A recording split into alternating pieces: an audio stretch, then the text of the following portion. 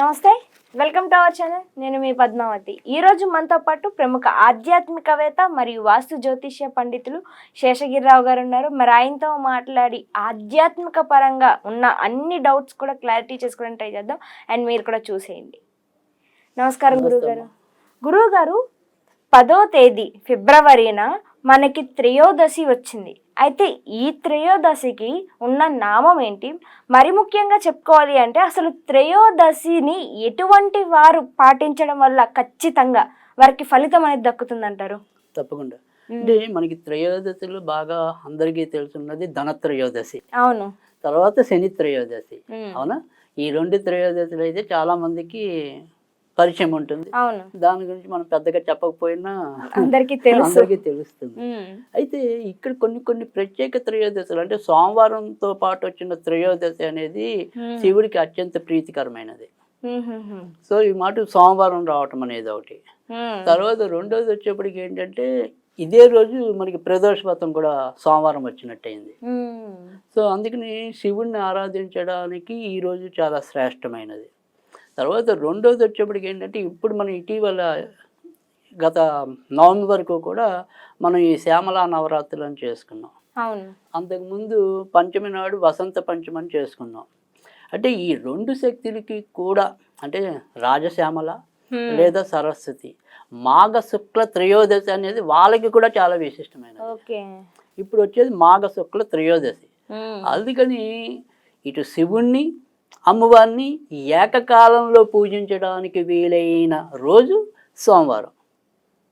ఈ రోజు కనుక పూజించడం వల్ల ఏంటి అనేది కనుక అయితే కనుక, ఒకటి శివుణ్ణి కనుక ఆరాధించినట్టయితే కనుక మన యొక్క పాపాలను కొంతవరకు తగ్గించుకోవడానికి ఉపయోగపడుతుంది. అలా కాకుండా ఈరోజు మనం అమ్మవారిని సేవించాలనుకున్నాం అనుకో, అంటే మనకి శాక్తేయులు, మరి శైవులు, వైష్ణవులు 3 రకాలు ఉంటారు. అంటే అమ్మవారిని పూజించే వాళ్ళు కొంతమంది, మరి అయ్యవారు అంటే విష్ణుమూర్తిని పూజించే వాళ్ళు కొంతమంది, శివుణ్ణి పూజించే వాళ్ళు కొంతమంది, ఇలా 3 సంప్రదాయాలుగా మనకి ఉంటారు సమాజంలో.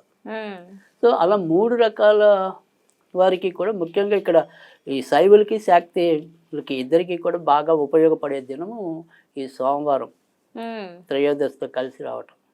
కనుక అమ్మవారి పూజలు చేద్దాం అనుకున్న వాళ్ళు పొద్దున చేయండి. ఓకే. శివుడి పూజలు చేద్దాము అనుకున్న వాళ్ళు సాయంకాలం చేయండి. అలాగే ప్రదోష వ్రతం ఉంది. ఓకే.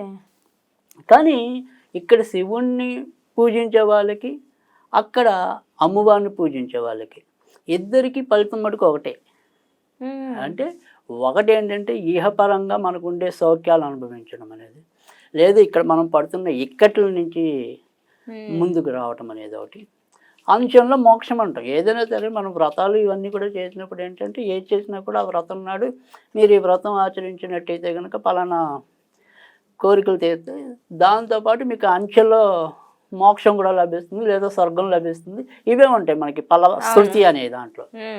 సో అదే రకంగా ఈ ఫలశ్రుతిలో మనం సోమవారం నాడు ప్రదోష వ్రతం అనేది ఎలాగో ఉంటుంది కాబట్టి ఆ వ్రతం ఆచరించే వాళ్ళు ఎలాగో ఆచరిస్తారు. అలా ఆచరించకపోయినా కూడా ముందైతే పొద్దున్న నేను అమ్మవారికి ఏం చేయాలనేది చెప్తాను, తర్వాత సాయంకాలం శివుడికి ఏం చేయాలనేది చెప్తాను.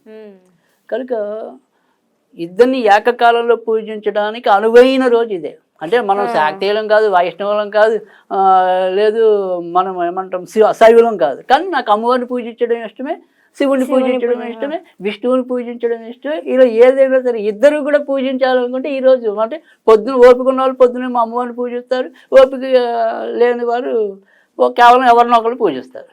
అదే ఓపుకుంటే ఇద్దరిని పూజిస్తారు. సో అలా ఇద్దరిని పూజించుకోవడానికి ఇవాళ ఒక రకంగా చెప్పాలంటే అర్ధనారీశ్వర తత్వం, అంటే శివుడు పార్వతి కలిసి ఉంటే అర్ధనారీ, అలాంటి అర్ధనారీశ్వర తత్వాన్ని అలుముకున్న రోజే ఈ సోమవారం. కనుక అలాంటి రోజు ఇది కాబట్టి ఇటు ఎవరి కోరికలైనా సరే, అంటే పురుషుల కోరికలైనా స్త్రీల కోరికలైనా ఎవరి కోరికలైనా సరే తప్పకుండా ఫలించగలిగే రోజు ఈ రోజు. అలాగే ఈ రోజును మనం వినియోగించుకోవటం అనేది, అంటే ఇక్కడ ఏమంటాం కోరికలు మీవి, అంటే నేను ప్రత్యేకంగా పలానా కోరిక అని చెప్పట్లా. మీకు పెళ్ళి కావాలి, పెళ్ళే మీ కోరిక. నాకు భార్య తిరిగి వెళ్ళిపోయింది, తిరిగి రావడమే నా కోరిక. సో కోరిక సంకల్పం అనేది మీది. పూజ మటుకు ఎవరికైనా ఒకటే. సో అందుకని దీన్ని ఒక రకంగా చెప్పాలి అంటే కనుక అన్ని మనోరథాలని ఈడేర్చే కామధేను అనుకోండి, లేదా కల్పతరువు అనుకోండి. సో అలాంటి రోజు ఈరోజు కనుక కోరిక మీ ఇష్టం, ఫలితం మటుకు దేవుడి ఇచ్చ. సో అందుకని ఈ రోజు కనుక ఆ రకంగా మీరు ఏ కోరికలు సంకల్పం పెట్టుకుని చేస్తారు, తప్పకుండా ఆ కోరికలు నెరవేరబడతాయి. సో ఇక్కడ పొద్దున ఏం చేయాలి అంటే కనుక అమ్మవారని చెప్పాను. సో అమ్మవారికి సంబంధించింది ఏదైతే మీకు పూజలు అలవాటు ఉన్నాయో ఆ రకంగా పూజ చేసుకోండి. కానీ ఇప్పుడు నేను చెప్పిన ఏదైతే ఒక చిన్న మంత్రం ఉంటుందో ఆ మంత్రాన్ని మటుకు 108 సార్లు చదువుకోండి.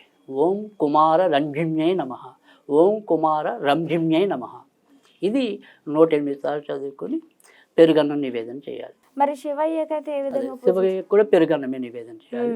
కానీ శివుడికి ఏమో 108 సార్లు ఓం హౌం అంటే యారాలావాలో హా హౌం, హౌం శివాయ నమ అంతే. ఓం హౌం శివాయ నమ. ఇది 108 సార్లు. ఈయనకైనా పెరుగన్నమే అంతే. ఎందుకని పెరుగన్నంని రిఫర్ చేస్తున్నారు ఇంత పర్టికులర్ గా? అంటే పెరుగు అన్నం అనేది ఇక్కడ పెరుగు అనే తత్వంలో కూడా నిజంగా పాలు పెరుగు కలిస్తేనే అది అవుతుంది. అంటే మజ్జిగ, పాలు మజ్జిగ కలిస్తేనే పెరుగు అవుతుంది. సో ఇక్కడ మనం చెప్తున్నాం 2 తత్వాల కలయిక అని. తర్వాత రెండోది ఏంటంటే ఏదైనా సరే పెరుగన్నం అనేది సంపదలకి కూడా ఒక్కోసారి అదే ఉపయోగపడుతుంది, శాంతి కోరుకున్నా కూడా అదే ఉపయోగపడుతుంది. తర్వాత రెండోది ఏంటంటే ఎప్పుడైనా సరే బాగా మనం ఆకలి ఉన్నప్పుడు ముందు ఇంత ముద్ద పెరుగన్నం తిన్నా కూడా కడుపు చల్లబడుతుంది. అవును. అంటే అన్ని రకాలుగా కూడా చల్లదనం, శీతలతనం రావటం అనేది పెరుగులో ఉంది, ఆ గొప్పతనం.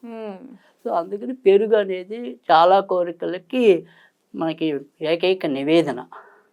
సో అందుకని పెరుగన్నం ఒకటి, తేనె ఒకటి, ఇలాంటివి చాలా కొన్ని క్షీరాన్నం ఒకటి, ఇవి రెగ్యులర్గా అన్ని దేవతలకు ఇష్టమైనవి. పులిహార ఒకటి.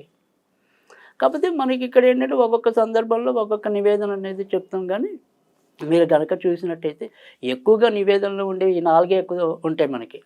తేనెన ఉంటుంది, లేదా వడపప్పు పానకం ఉంటుంది, తర్వాత పులిహార ఉంటుంది.